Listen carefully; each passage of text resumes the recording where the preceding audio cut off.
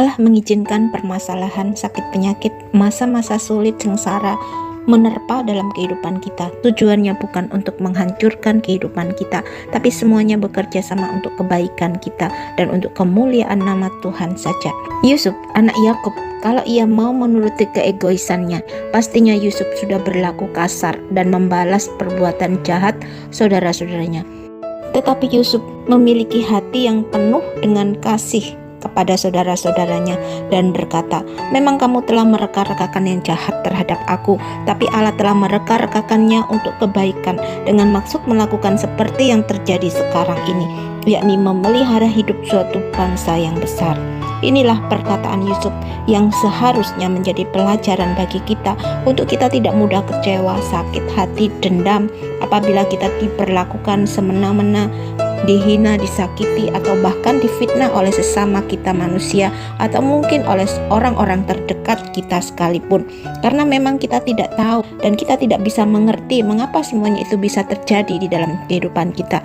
Tetapi tanpa kita sadari, orang-orang yang berbuat jahat kepada kita itu merupakan penggenapan kehendak Allah di dalam kehidupan kita. Mengapa Tuhan Yesus harus memilih Yudas Iskariot sebagai salah seorang muridnya? Apakah Tuhan Yesus tidak tahu kalau pada akhirnya Yudas Iskariot telah mengkhianati Tuhan Yesus dengan menjual Tuhan seharga 300 keping perak? Sebenarnya Tuhan Yesus mengetahui isi hati Yudas Iskariot yang tamak, haus akan keberhasilan duniawi dan cinta akan dirinya sendiri. Tapi Tuhan Yesus Kristus selalu berusaha untuk menjangkau hati Yudas, yaitu ketika Tuhan Yesus membasuh kaki murid-muridnya. Bahkan ketika Tuhan Yesus melanjutkan untuk menjangkau hati Yudas melalui perjamuan kudus, yaitu dengan memberikan potongan roti langsung ke tangan Yudas di depan mata semua murid-muridnya. Dan sesudah menerima roti itu, Yudas Iskariot kerasukan iblis. Maka Yesus berkata kepadanya, apa yang hendak kau perbuat, perbuatlah dengan segera. Tuhan Yesus berkata, bukan tentang kamu semua aku berkata, aku tahu siapa yang telah kupilih, tetapi haruslah genap nas ini, orang yang makan rotiku telah mengangkat tumitnya terhadap aku. Jadi apapun yang kita alami dalam kehidupan ini sebenarnya semua ada dalam sepengetahuannya Allah. Kalau kita mengizinkan rasa kecewa, sakit hati, benci menguasai hati pikiran kita, itu artinya kita membuka celah untuk iblis menguasai dan mengendalikan hidup kita. Tapi sebaliknya, apabila kita menyerahkan seluruh hidup kita kepada Allah dan kita tidak mengizinkan rasa kecewa, sakit hati, benci menguasai hati dan pikiran kita, dan kita belajar untuk percaya sepenuhnya kepada Allah, dan percayalah bahwa Allah akan bertindak ganti kita.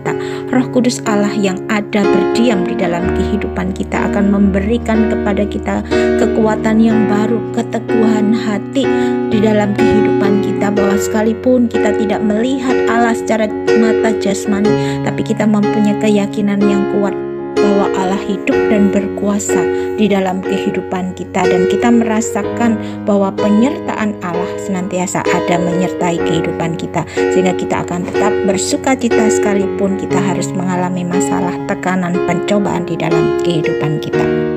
Rasul Paulus berkata, dan supaya aku jangan meninggikan diri karena penyataan-penyataan yang luar biasa itu, maka aku diberi suatu duri di dalam dagingku, yaitu seorang utusan iblis untuk menggocoh aku, supaya aku jangan meninggikan diri.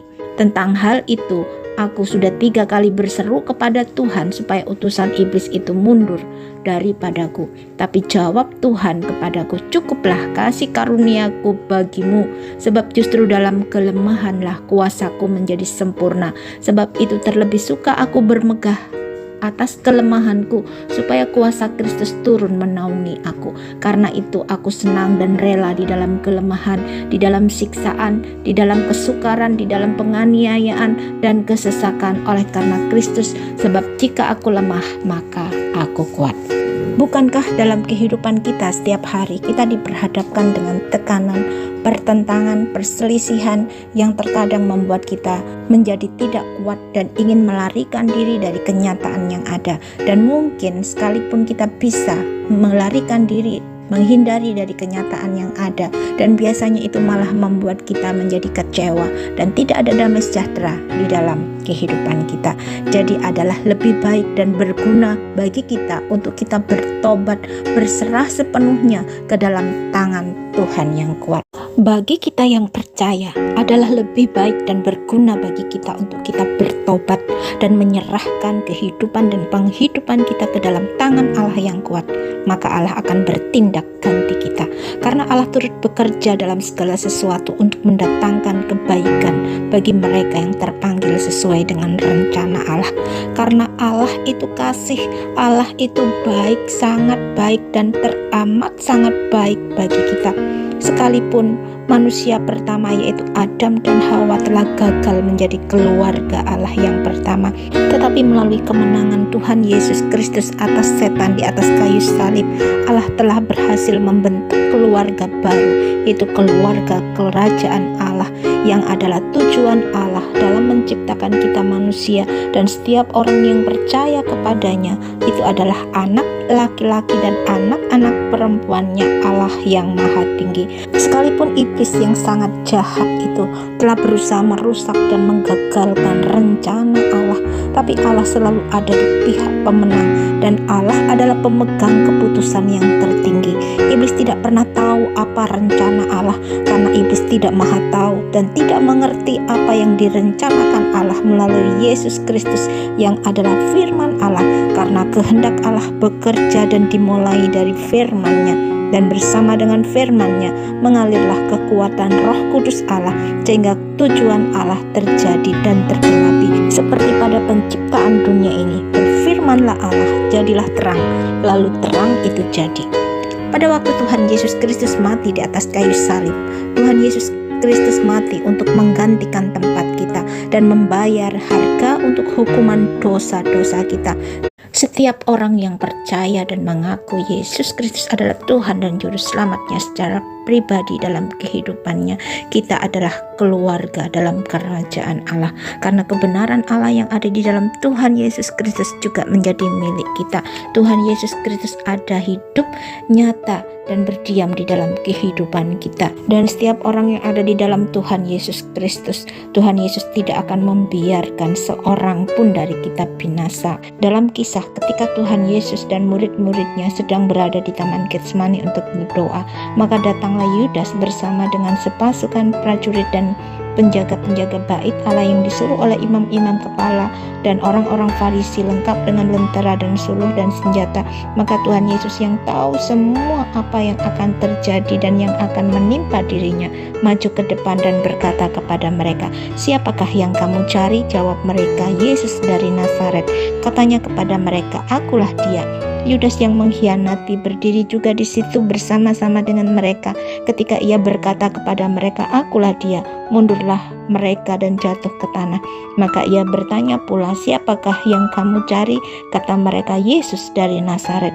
Jawab Yesus, "Telah kukatakan kepadamu, akulah dia. Jika aku yang kamu cari, biarkanlah mereka ini pergi." Demikian hendaknya supaya genaplah firman yang telah dikatakannya, "Dari mereka yang engkau serahkan kepadaku, tidak seorang pun yang kubiarkan binasa."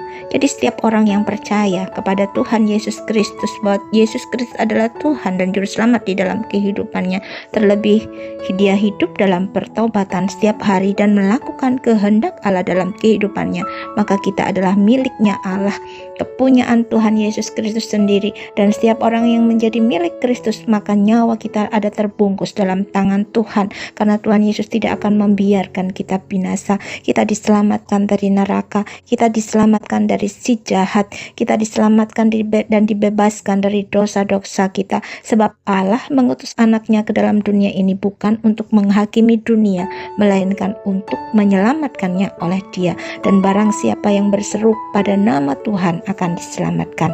Dan hanya Tuhan Yesus Kristus saja yang dapat menyelamatkan kita dari segala dosa-dosa kita dan menghapuskan segala dosa-dosa kita dan menyerahkan kita kembali kepada Allah Bapa di sorga, dengan mendapati kita seluruh keberadaan kita, segala sesuatunya sudah bersih, seperti kita tidak pernah berbuat dosa. Dan orang-orang yang seperti inilah yang menjadi kesukaannya Allah, sehingga kita hidup dalam persekutuan dengan Allah Bapa kita di sorga dan anaknya Tuhan Yesus Kristus.